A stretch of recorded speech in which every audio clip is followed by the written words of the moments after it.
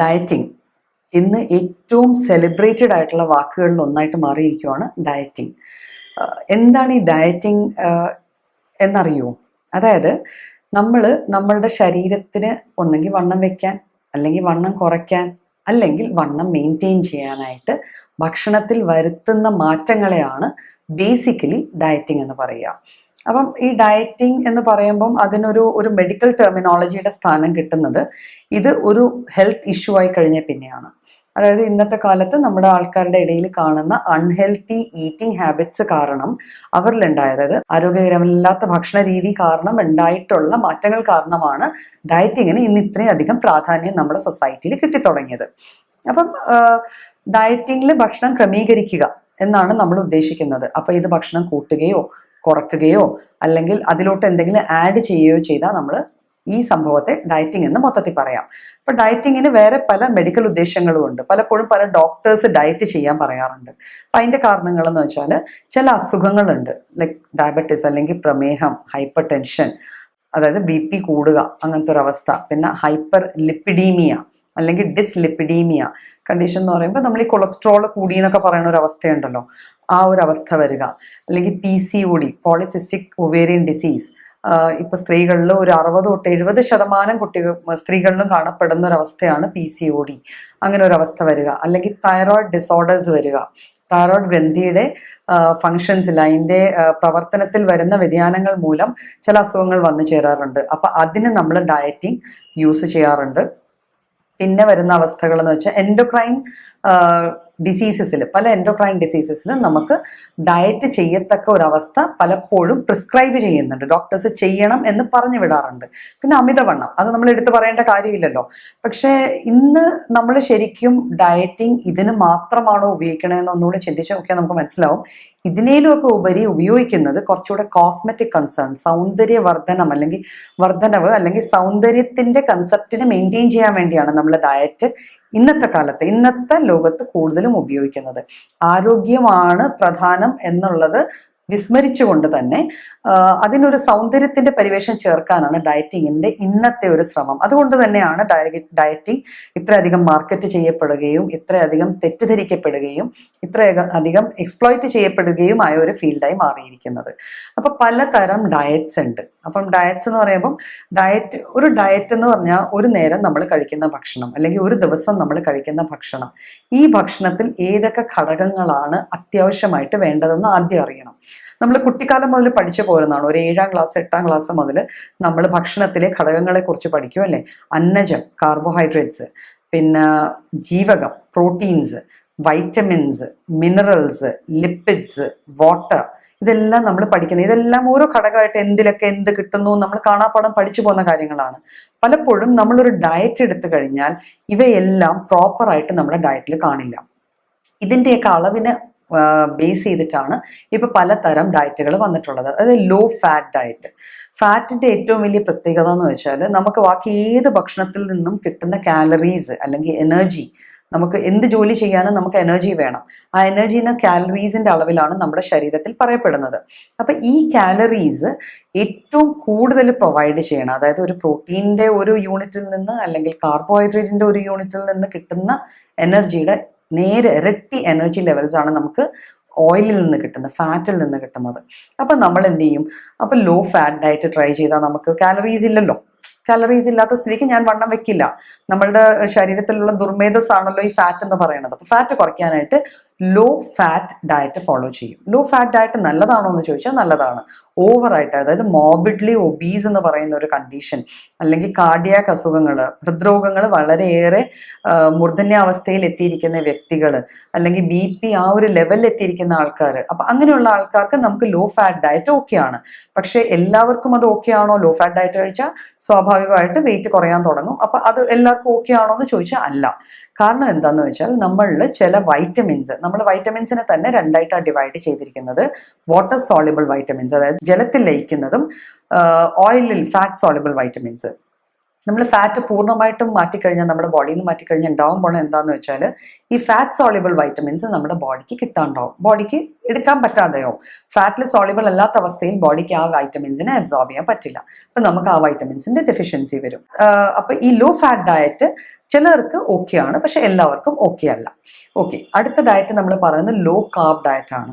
അതും വളരെയേറെ celebrated diet ആണ്. അതായത് അരി ആഹാരം ഞാൻ കഴിക്കുന്നില്ല, ഗോതമ്പ് ഞാൻ കഴിക്കുന്നില്ല, ഇതൊക്കെയാണ് ആൾക്കാർ പറയുന്നത്. ഇങ്ങനെയൊക്കെ കഴിച്ചിട്ടാണ് ഞാൻ ഈ അവസ്ഥയിലേക്ക് വന്നു ചേർന്നത്. പക്ഷെ അതൊരു ഹെൽത്തി ആയിട്ടുള്ള ഒരു അവസ്ഥയാണോ എന്ന് നമ്മൾ ചിന്തിച്ചു നോക്കണം. നമ്മൾ ഭക്ഷണമായി കഴിച്ചു തുടങ്ങുന്നത് നമുക്ക് എല്ലാവർക്കും അറിയാമല്ലേ, നമ്മുടെ കൾച്ചറിന്റെ ഒരു ഭാഗമാണ്. കുട്ടികൾക്ക് ചോറൂണ് അല്ലെ, ഒരു 5th 6th മന്ത് ആകുമ്പോഴത്തേക്കും കുഞ്ഞുങ്ങൾക്ക് ചോറൂണ് കൂടെ. അപ്പൊ ഈ ചോറ് എന്ന് പറഞ്ഞ സാധനം അന്ന് മുതൽ നമ്മളുടെ കൂടെ നടക്കുന്ന സാധനമാണ്. കാർബിന്റെ റെപ്രസെന്റേഷൻ ആണ് ഈ ചോറ്, കാർബോഹൈഡ്രേറ്റ്സിന്റെ. അപ്പൊ ഈ സാധനം ഒരു സുപ്രഭാതത്തിൽ നമ്മൾ കഴിക്കുന്നില്ല എന്ന് ഡിക്ലെയർ ചെയ്ത് കഴിക്കാതിരുന്നാൽ എത്ര നാള് നമ്മുടെ ബോഡിക്ക് അത് പെർസിസ്റ്റ് ചെയ്യാൻ പറ്റുമെന്ന് അറിയാൻ പറ്റില്ല. നമ്മുടെ ബോഡിക്ക് അതിനോടൊരു പ്രത്യേക തരം ക്രേവിങ് കാണും. നമ്മളിങ്ങനെ ഇത് കൺട്രോൾ ചെയ്ത് വന്ന് ഒരു പരിധി കഴിയുമ്പോഴത്തേക്കും കൺട്രോൾ ചെയ്യാൻ പറ്റാണ്ടാവുമ്പോൾ നമ്മൾ ഇതെല്ലാം ഒരു അണമുട്ടിയ പോലെ കാർബ്സ് ഒക്കെ കഴിച്ച് വീണ്ടും പഴയ അവസ്ഥയിലേക്ക് വന്നു ചേരും.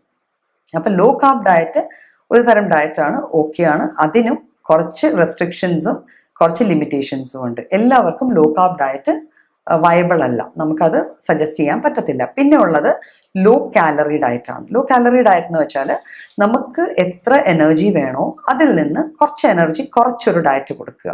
അത് ഓക്കെ, യൂസ്ഫുൾ ആണ്. നമ്മളിപ്പം എക്സസൈസ് ഒന്നും ചെയ്യുന്നില്ല, നമ്മൾ വീട്ടിൽ നിന്ന് പോകുന്നു, ഓഫീസിൽ ഇരിക്കുന്നു, അല്ലെങ്കിൽ വീട്ടിൽ ചെറിയ ചെറിയ ജോലികൾ, മെഷീൻ ചെയ്യുന്ന ജോലികളെല്ലാം ചെയ്ത് ടിവിയുടെ മുന്നിൽ ഇരിക്കുന്നു, സീരിയൽ കാണുന്നു, ഭക്ഷണം കഴിക്കുന്നു, ഒന്ന് ചെടികൾക്കൊക്കെ നിന്ന് നനക്കുന്നു, പൈപ്പ് വെച്ച് കോരിയല്ല അപ്പൊ ഇത്രയൊക്കെ ജോലികൾ മാത്രം നമ്മൾ ചെയ്യുന്ന നമുക്ക് കാലറീസിന്റെ ആവശ്യം കുറവാണ്. അപ്പൊ അവിടെ നമ്മൾ വെറുതെ ഹൈ കാലറി എന്ന് വെച്ചാൽ എനർജി ഗിവിങ് ഡയറ്റ്. അപ്പൊ ഈ എനർജി കൂടുതൽ കിട്ടുന്നതായ ഭക്ഷണത്തെ കുറച്ചിട്ട് ലോ കാലറി ഡയറ്റ്, അത് ഒരു കാറ്റഗറി ഓഫ് ഡയറ്റ് ആണ്. അപ്പൊ ആ കാറ്റഗറി ഓഫ് ഡയറ്റ് ഫോളോ ചെയ്താൽ നമുക്ക് പ്ലസ് ആയിരിക്കാം. പക്ഷെ ലോ കാലറി ഡയറ്റ് ഈ ഫാഷനബിൾ ആയിട്ട് യൂസ് ചെയ്ത് വരുമ്പോൾ പലപ്പോഴും നമ്മുടെ ബേസിക് നീഡ്സ് നടക്കാതെ വരും. അപ്പൊ അങ്ങനെ നടക്കാതെ വന്നാൽ ഈ ലോ കാലറി ഡയറ്റ് അവിടെ ഒരു ബെയിനായിട്ട് വരാം, നമുക്കൊരു നെഗറ്റീവ് ഇഫക്റ്റ് കൊണ്ടുവന്നിരിക്കാം. പിന്നെ വെരി ലോ കാലറി ഡയറ്റ്, അതൊക്കെ സാധാരണഗതിയിൽ ഈ സൗന്ദര്യ മത്സരങ്ങൾക്ക് പോവുകയോ അല്ലെങ്കിൽ മോഡലിംഗ് ഫീൽഡിൽ നിലനിൽക്കുകയോ ഒക്കെ ചെയ്യുന്ന ആൾക്കാർ അത് ഫോളോ ചെയ്യാറുണ്ട്. വെരി ലോ കാലറി ഡയറ്റ് അതൊന്നും ശരിക്കും പ്രാക്ടിക്കലി പറ്റുന്ന ടൈപ്പ് ഡയറ്റ്സ് അല്ല. അവിടെയും കാലറി തീരെ കുറഞ്ഞടങ്ങി, അതായത് 1-2 ഫ്രൂട്ട്സോ 1-2 വെജിറ്റബിൾസോ 1-2 പാനീയങ്ങൾ മാത്രം ഒരു ദിവസം കഴിച്ചു പോകുന്ന ഒരു ഡയറ്റാണ് വെരി ലോ കാലറി ഡയറ്റ്. അതിൽ തന്നെ വാട്ടർ ഡയറ്റിംഗ് എന്ന് പറഞ്ഞൊരു കാറ്റഗറി ഉണ്ട്. ബിക്കോസ് 0 കാലറി തരുന്ന ഒരേ ഒരു ഫുഡ് എന്ന് പറയാൻ വാട്ടർ മാത്രമാണ്. അപ്പൊ അതൊക്കെ കഴിച്ച് നമ്മൾ എടുക്കുന്ന ഡയറ്റിങ്ങിനെയാണ് നമ്മൾ വെരി ലോ കാലറി ഡയറ്റ് പറയുക. പിന്നെ ഫാസ്റ്റിംഗ് എന്ന് പറഞ്ഞൊരു മെത്തേഡ് ഉണ്ട്. ഫാസ്റ്റിംഗ് മെത്തേഡ് വർക്കൗട്ട് ചെയ്യുമോ എന്ന് ചോദിച്ചാൽ ശരിയാണ്. നമ്മൾ എനർജി കിട്ടേണ്ട സാധനം കഴിക്കുന്നേ ഇല്ല, അപ്പൊ സ്വാഭാവികമായിട്ട് നമ്മുടെ ശരീരഭാരം കുറയണമല്ലോ. അപ്പൊ അങ്ങനെയാണെങ്കിൽ ഞാൻ സിമ്പിൾ ആയിട്ടൊരു ചോദ്യം ഇങ്ങനെ അങ്ങോട്ട് നിങ്ങൾ ചിന്തിക്കാൻ വേണ്ടി പറയുകയാണ്. അതായത് റംദാൻ മാസത്തില് അത്രയും ദിവസങ്ങൾ ഓൾമോസ്റ്റ് ടോട്ടൽ ഫാസ്റ്റിംഗ് ആണ്, ഫുൾ ഡേ ഫാസ്റ്റിംഗ് ആണ്, വെള്ളം പോലും കുടിക്കുന്നില്ല. അങ്ങനെയാണെങ്കിൽ ഈ ഒരു കമ്മ്യൂണിറ്റി, നമ്മുടെ മുസ്ലിം സഹോദരന്മാര് റംദാൻ മാസം കഴിയുമ്പം നല്ല മെലിഞ്ഞ് നല്ല ഷേപ്പ്ലി ആയി നല്ല ഡയറ്റഡ് ആയിട്ടുള്ള ബോഡി ആയിട്ടായിരിക്കണമല്ലോ നമ്മുടെ മുന്നിൽ കാണാൻ. പക്ഷെ അങ്ങനെയൊന്നും കാണുന്നില്ല. കാരണം എന്താണ്? ബിക്കോസ് ഫാസ്റ്റിംഗ് ഒരിക്കലും ഒരു ശാശ്വത പരിഹാരമല്ല. അപ്പൊ ഇതിൻ്റെയൊക്കെ ഒരു സൈഡ് എഫക്റ്റ് എന്ന് വെച്ചാൽ നമ്മൾ പലപ്പോഴും ഈ തരത്തിലുള്ള ഡയറ്റിംഗ് എടുക്കുമ്പോൾ നമ്മുടെ ബോഡി സ്വിച്ച് ഓൺ ചെയ്യും സ്റ്റാർവേഷൻ മോഡിലേക്ക്. സ്റ്റാർവേഷൻ മോഡ് എന്ന് വെച്ചാൽ ഇപ്പൊ നമുക്ക് വെള്ളവും ഫുഡും ഒന്നും കിട്ടാത്തൊരവസ്ഥ വന്നാലും നമ്മുടെ ബോഡി കുറച്ച് നാൾ പിടിച്ചു നിൽക്കും. അപ്പൊ ബോഡി ചെയ്യാൻ പോണ എന്താന്ന് വെച്ചാൽ കിട്ടുന്ന സാധനം എപ്പോൾ കിട്ടിയാലും അത് കൊണ്ടുപോയി സ്റ്റോർ ചെയ്യും. ബോഡിക്ക് സ്റ്റോർ ചെയ്യാനായിട്ട് ഇപ്പൊ ബാങ്കിൽ നമുക്ക് പൈസയായിട്ട് ഇടാൻ പറ്റുന്ന പൈസയായിട്ടല്ലേ ഇടാൻ പറ്റുള്ളൂ. നമുക്ക് നമ്മുടെ ലാൻഡ് കൊണ്ടുപോയി ബാങ്കിൽ ഇടാൻ പറ്റാത്തത് പോലെ തന്നെ ബോഡിയിലും സ്റ്റോർ ചെയ്യാൻ ഒരേ ഒരു ഫോം ഫാറ്റാണ്, കൊഴുപ്പാണ്. ഈ കൊഴുപ്പായിട്ട് ബോഡി ഇതിനെ കൊണ്ട് സ്റ്റോർ ചെയ്യും. പക്ഷെ ഈ സ്റ്റോർ ചെയ്യുന്ന കൊഴുപ്പിനെ തിരിച്ചെടുക്കാൻ ഇച്ചിരി പാടാം. ഫിക്സഡ് പോലെയാണ്, ഒരു ടൈം കഴിഞ്ഞാൽ അല്ലെങ്കിൽ ഒരു എഫേർട്ട് കഴിഞ്ഞാലേ എടുക്കാൻ പറ്റുള്ളൂ. അതുപോലെ തന്നെ ഫാറ്റ് അവിടെ ഡെപ്പോസിറ്റഡ് ആവും. അപ്പൊ നമ്മൾ ഫാസ്റ്റ് ചെയ്താലും നമ്മുടെ ബോഡി ഫാറ്റ് റെഡ്യൂസ് ചെയ്യണമെന്നില്ല. പിന്നെ പലപ്പോഴും നമ്മുടെ ബോഡി ഒരു പാനിക്ഡ് ആയി പോകും, ഫുഡൊന്നും കിട്ടുന്നില്ല, ഇതെങ്ങനെ മാനേജ് ചെയ്യും? അപ്പൊ ആ അവസ്ഥയിൽ ബോഡി ഈ ഡയബറ്റീസിലൊക്കെ സംഭവിക്കുന്ന പോലെ, ഡയബറ്റീസിൽ നമ്മൾ കാണാറുണ്ട്, ഒരു നല്ല വണ്ണമുള്ള ഒരു വ്യക്തി ഡയബറ്റീസ് ബാധിച്ചു, പ്രമേഹം ബാധിച്ച ഉടനെ മെലിഞ്ഞു, ശോഷിച്ചു, വല്ലാത്തൊരവസ്ഥയിൽ അവിടെ സംഭവിക്കുന്നത് ബോഡി തെറ്റിദ്ധരിച്ചുകൊണ്ട് ബോഡി പ്രോട്ടീൻസിനെ തന്നെ, നമ്മുടെ മസിൽസും പ്രോട്ടീൻസ് ആണല്ലോ, അതിനെ തന്നെ ഈറ്റ് ചെയ്യാൻ തുടങ്ങും, അതിനെ തന്നെ എടുക്കാൻ തുടങ്ങും, ആഗിരണം ചെയ്യാൻ തുടങ്ങും. അങ്ങനെ മസിൽസ് എല്ലാം വേസ്റ്റഡ് ആയിട്ട് നമ്മൾ മെലിഞ്ഞ് ഒരു വല്ലാത്ത കോലത്തിലായി മാറും. അപ്പൊ ഇതെല്ലാം ഫാസ്റ്റിങ്ങിലും സംഭവിക്കാവുന്നതേ ഉള്ളൂ. അതുകൊണ്ട് നമ്മൾ എപ്പോഴും ഡയറ്റ് ചെയ്യുമ്പോൾ നമ്മൾ ചിന്തിക്കേണ്ട ഒരു കാര്യം, ഒരു ഡയറ്റ് മെഡിക്കലി ഫോർമുലേറ്റഡ് ഡയറ്റ് ആയിരിക്കണം. എപ്പോഴും അതൊരു ബാലൻസ്ഡ് ആയിട്ടുള്ള ഡയറ്ററ്റിക് രീതി ആയിരിക്കണം. നമ്മുടെ ശരീരത്തിന് ആവശ്യമുള്ളത് എന്താണോ ആ രീതിയിൽ മാത്രമേ നമ്മളൊരു ഡയറ്റിലേക്ക് പോകാവുള്ളൂ. ഈ ഡയറ്റ് എടുത്ത് വരുമ്പം നമ്മൾ ഏറ്റവും കൂടുതൽ കാണപ്പെടുന്ന കുറച്ച് നെഗറ്റീവ്സിൽ ഈറ്റിംഗ് ഡിസോർഡേഴ്സ് എന്ന് പറയും. അതായത് എനറക്സിയ നെർവോസ, എനറക്സിയ ബുലീമിയ എന്നൊക്കെ പറഞ്ഞ കുറച്ച് ഫീച്ചേഴ്സ് ഉണ്ട്. അത് ഒരു സൈക്കാട്രിക് ഇൽനെസ്സായി മാറുവാണ്. അത് പിന്നീട് നമ്മൾ ശരിക്കും അതിന് ഒരു മാനസികാരോഗ്യ കേന്ദ്രത്തിൽ പോയി അവിടുത്തെ അല്ലെങ്കിൽ അങ്ങനത്തെ ഒരു വിദഗ്ധന്റെ മരുന്നുകൾ കഴിച്ചാൽ മാത്രമേ പലപ്പോഴും നമുക്ക് ആ കണ്ടീഷൻസ് അതൊക്കെ വന്നു ചേരുന്നത് ഡയറ്റിംഗ് എന്ന ഈ ഒരു എന്താ പറയുക ഹെൽത്ത് മോട്ടിവേറ്റഡ് ആയിട്ടുള്ള ഒരു ഇഷ്യൂയിലേക്ക് നമ്മൾ ഏർപ്പെടുമ്പോഴാണ്, അങ്ങനെ ഒരു കാര്യം നമ്മൾ ചെയ്തു തുടങ്ങുമ്പോഴാണ്. അപ്പം നമ്മൾ ചിന്തിക്കേണ്ട കാര്യം ഇതുപോലത്തെ കുറെ അഡ്വേഴ്സ് എഫക്ട്സ്, പിന്നെ മൂത്രാശയ കല്ലുകൾ അല്ലെങ്കിൽ ഗോൾ ബ്ലാഡർ സ്റ്റോൺസ്, അതായത് പിത്താശയത്തിൽ കല്ലുകൾ ഉണ്ടാവുന്ന വെച്ചാൽ പിത്താശയത്തിൽ ഉണ്ടാവുന്ന ഈ പിത്തവെള്ളം നമ്മുടെ ഭക്ഷണം ദഹിപ്പിക്കാനുള്ളതാണ്. നമ്മൾ ഭക്ഷണം തീരെ കുറച്ച് കഴിഞ്ഞാൽ നാച്ചുറലി അത് അവിടെ കെട്ടിക്കിടന്ന് അത് സ്റ്റോൺ ഫോർമേഷനിലേക്ക് ലീഡ് ചെയ്യാം. ലിവർ ഡിസീസസ്, കരളിന് പലതരം രോഗങ്ങൾ ഉണ്ടാവാം. പിന്നെ ഇത് കൂടാതെ നമുക്ക് ഡീഹൈഡ്രേഷൻ, പെട്ടെന്ന് നമ്മുടെ ശരീരത്തിലെ വെള്ളത്തിന്റെ അംശം, ലവണങ്ങളുടെ അംശം തീരെ കുറഞ്ഞിട്ട് ഡീഹൈഡ്രേഷൻ പോലത്തെ കണ്ടീഷൻസ് വരാം. മാൽ ന്യൂട്രീഷൻ വരാം. നമ്മൾ ചെയ്യുന്ന ജോലിയിലേക്ക് ശ്രദ്ധിച്ച് നമ്മുടെ കാര്യങ്ങൾ നിറവേറാൻ പറ്റാണ്ട് വരാം. മൂഡ് ഡിസോർഡേഴ്സ് വരാം. പലപ്പോഴും ചിലർക്ക് ഡിപ്രഷൻ വരാം. ആങ്സൈറ്റീസ് കൂടുതലായിട്ട് വരാം. ഇതെല്ലാം ഡയറ്റിങ്ങിന്റെ അഡ്വേഴ്സ് എഫക്ട്സ് ആണ്.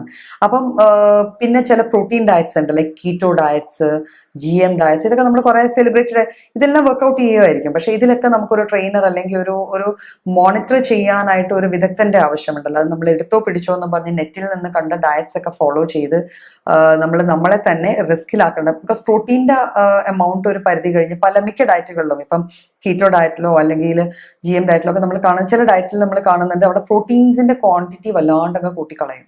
അതായത് പ്രോട്ടീൻ ഡൈജസ്റ്റ് ചെയ്യാൻ നമ്മുടെ ശരീരം സ്പെൻഡ് ചെയ്യണ എനർജിയാണ് അവിടെ വെയിറ്റ് ലോസിനോ അല്ലെങ്കിൽ ഡയറ്റിങ്ങിനോ ഷേപ്പ്ലി ആവാനോ നമ്മൾ യൂസ് ചെയ്യുന്നത്. അപ്പം ഇത് വരുമ്പോഴത്തേക്കും പ്രോട്ടീൻസിന്റെ മെറ്റബോളിസം കൂടുന്നത് കൊണ്ടുണ്ടാവുന്ന റീനൽ ഡിസീസസ്, നമുക്ക് കിഡ്നിക്കൊക്കെ പലതരം അസുഖങ്ങളൊക്കെ വന്നു ചേരാൻ സാധ്യത ഈ ഡയറ്റിങ്ങിൽ നിന്ന് കൂടാനുള്ള സാധ്യതകളുണ്ട്. അപ്പം നമ്മളെപ്പോഴും ഓർക്കേണ്ടത് ഡയറ്റ് എപ്പോഴും ഒരു ബാലൻസ്ഡ് ഡയറ്റ് ആയിരിക്കണം. നമ്മൾ നേരത്തെ പഠിച്ചിട്ടുള്ള ഫുഡിന്റെ പാർട്സ്, അതായത് proteins, vitamins, minerals, carbohydrates, oils, water, ഇതെല്ലാം അത്യാവശ്യം ബാലൻസ്ഡ് രീതിയിൽ കഴിച്ചുകൊണ്ട് ചെയ്യുന്ന ഡയറ്റിംഗ് മാത്രമേ ഒരു ബാലൻസ് അല്ലെങ്കിൽ ഒരു ഹോളിസ്റ്റിക് ഡയറ്റ് ആയിട്ട് നമുക്ക് പറയാൻ പറ്റുള്ളൂ. അല്ലാതെ ഒരു ഫാഷനബിൾ ഡയറ്റ് ആയിട്ട് നമ്മൾ എടുക്കാൻ പോവുകയാണെങ്കിൽ പലപ്പോഴും നമുക്ക് നേട്ടത്തെക്കാൾ കൂടുതൽ കോട്ടത്തിലായിരിക്കും ഈ ഡയറ്റിംഗ് പ്രൊസീജിയേഴ്സ് നമ്മളെ എത്തിച്ച് നിർത്തുക.